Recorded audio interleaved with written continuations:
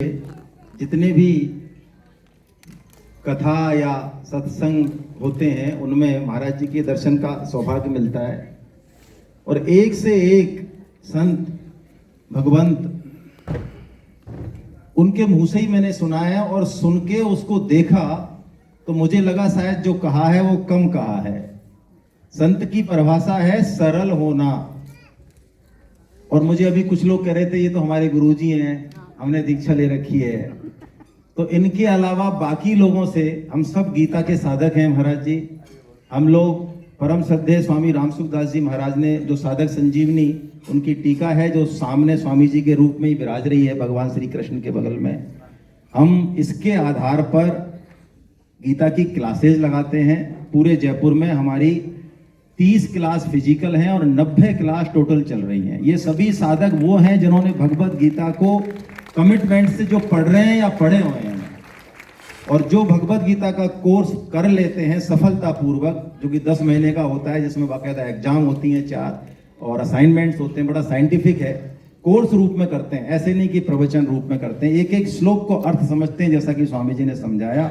उसके बाद श्रीमद् भागवत का भी एक कोर्स हमने शुरू किया है इस साल, हाँ भागवत का, और उसकी 5 क्लास महाराज जी चल रही हैं। महाराज जी को मैं इसलिए बता रहा हूं कि सरल व्यक्ति को अपने जैसे ही सब दिखाई देते हैं। सरलता की क्या परिभाषा होती है ये कभी आप परम श्रद्धेय अलवेली सरन जी महाराज जो कि दरीबा पान में विराजते हैं, सरस निकुंज में विराजते हैं गोविंद देव जी के सामने, और ये उस संप्रदाय से हैं, सुखदेव जी के संप्रदाय से, सुख संप्रदाय से, जो सुखदेव जी कहते हैं हम कि साहब चले गए, उन्होंने 300 साल बाद अपने शिष्य चरणदास जी को साक्षात दीक्षा दी।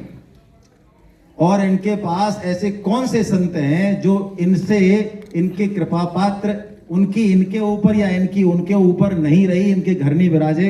और मैं जब इनको इनवाइट करने के लिए गया तो एक बड़ी रहस्यमयी बात बताई। अनिरुद्ध प्रभु जी को तो सब जानते हैं, परम श्रद्धेय अनिरुद्ध दास जी महाराज है, हमारे नंदोत्सव में 2 बार आ चुके हैं भाई।